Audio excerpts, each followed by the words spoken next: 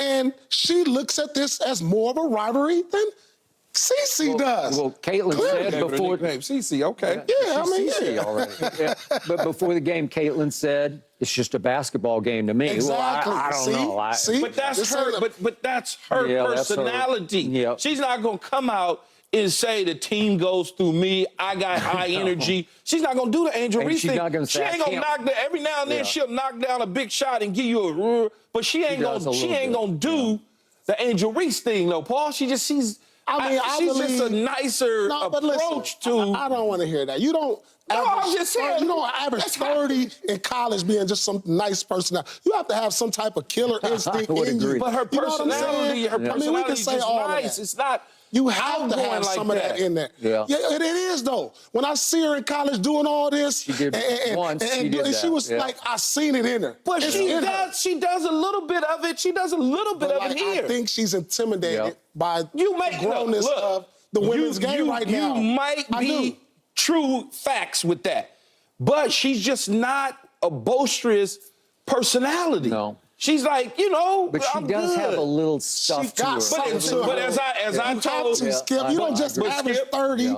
And you got something to you. Yeah. Hey, it's just waiting to come out. I feel like right now she's Bruce Banner. I think she got some hawk in her. She probably does. I'm telling you. But she approaches the things she did in quietly, though. Yeah. I was telling my producer, Nick. I said we were talking about it, and I said. She's slick with hers. She's real slick with how she approaches the way she's viewed. Yeah. That's all it is. Well, she doesn't want to pour any gasoline on that big There you go, fire. Skip. Yeah. She just slick with it. Yeah. I think she she reminds me of, like, if I had to give her an NBA comparable, like, as far as, like, demeanor, it'd probably be like a Dame Lillard.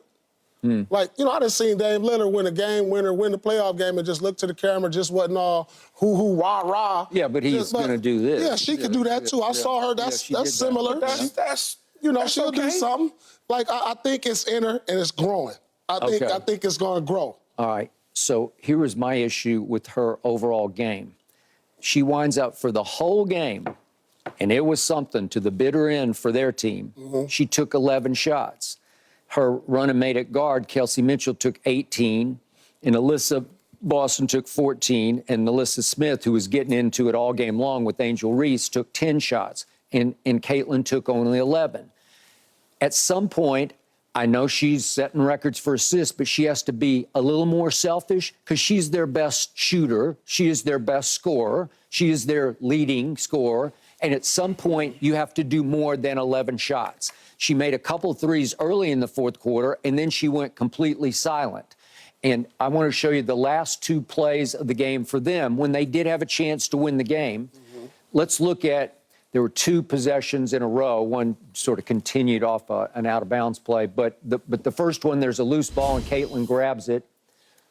Loose ball, Caitlin snatches it up, and here she goes. And I'm saying, you got to go with this. You just got to go with this, and she gives it up to her teammate on the wing, Christy Wallace, who just goes up and under and just shoots some wild shot that goes nowhere and has no chance.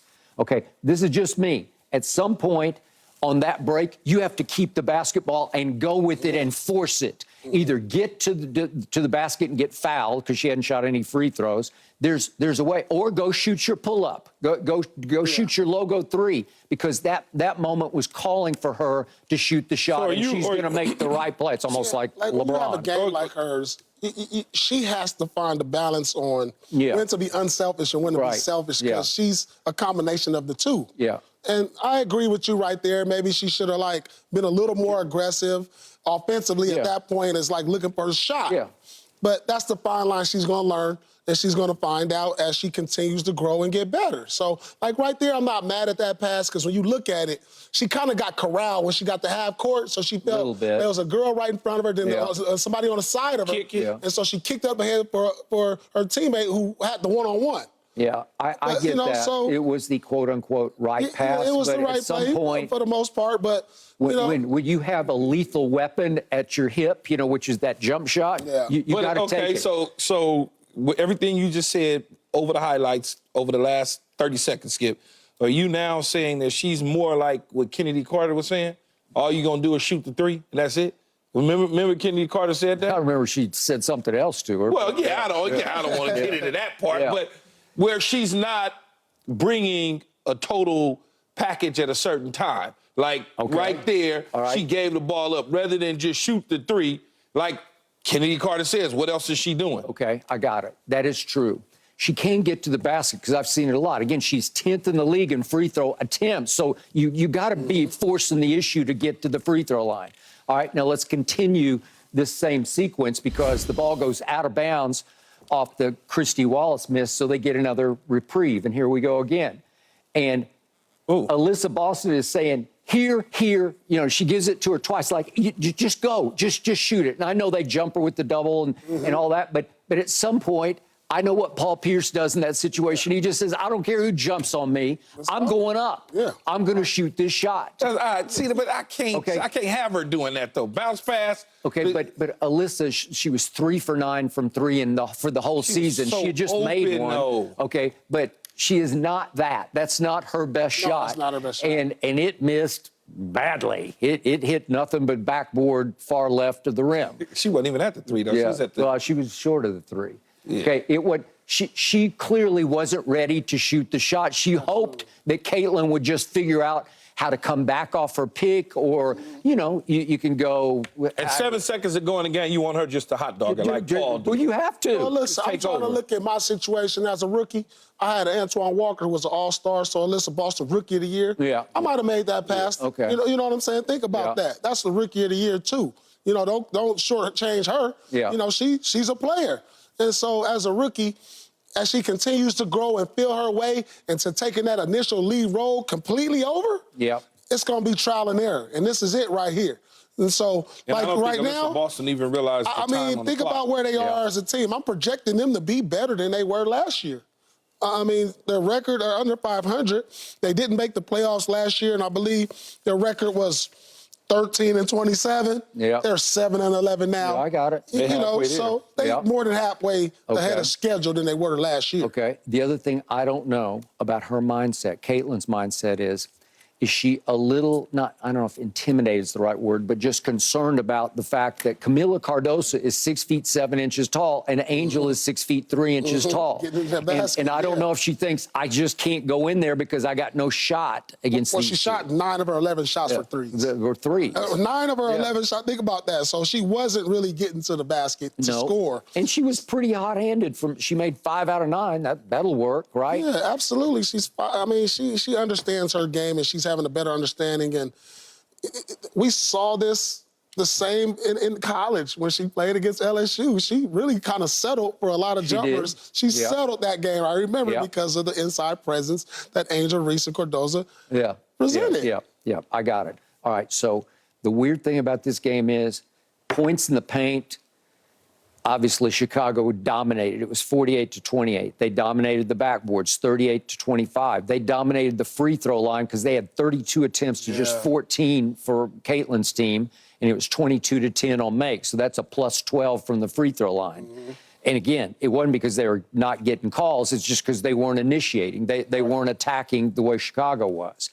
And yet, how many times do you see a team lose when they're plus 27 from 3? Because that's what Caitlin's team was plus 27.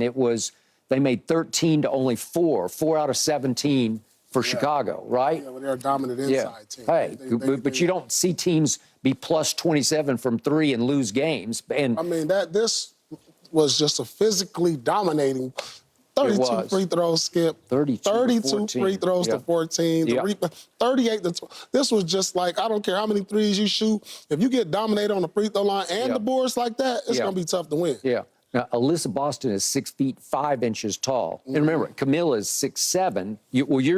I think you're gigantic and you're 6'7". So if Camilla walked in here right now, she'd just look you right in the eye. And right? It's not like you can jump over them. Like, that's tall. I know about it. Because you're tall at 6'4". Yeah, now that you put it that way, if she walked in and Paul was... I'll be looking her dead in the eye. Paul was the center and I was the forward like Angel Reese. It was 2 trees, man. Whew.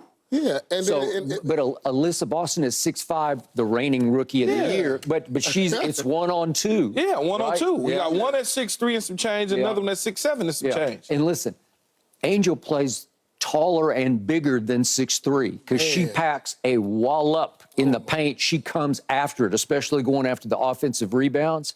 She is a force, man. She is a major force. I mean, you don't just continue to dominate the rebound every single, like her, it's crazy because they're two separate, like, personalities and two totally separate different. games. Their games are about as different as you could ever find. Like, the reason we don't talk as much about Angel is because what we watch is it's not sexy. You know, it's really hard hat. It's really just get right to work. Whereas Caitlin's a little more flashy with her passing. I don't think that's the case, though. It's her dynamic shooting. I don't think that's the reason really we don't talk about her. The reason we don't talk about her is because it was already determined before they got drafted. One was going to be the #1 overall pick. One was going to be a first-round pick. And that one who was going to be the number one overall pick was going to carry the WNBA into a whole nother Angel level. kind of fell in the first because she fell to 7. Yeah, So, yeah. So when you look at it, it ain't that her game. It's okay to be a pounder, a rebounder, and a light scorer. You don't always have to hit the logo threes. But the media attention was drawn to Caitlin Clark. They decided that's what they was going to do. Yeah, look at the production of both of these two players. But we can make the same argument, though, Paul. We can make Angel Reese the face of the WNBA if we choose to do so. We literally could have. We literally could have and said she won a national title at LSU. She knocked off Caitlin Clark. She did. Not only did she knock off Caitlin Clark, she's getting double-doubles left and right. We can sell it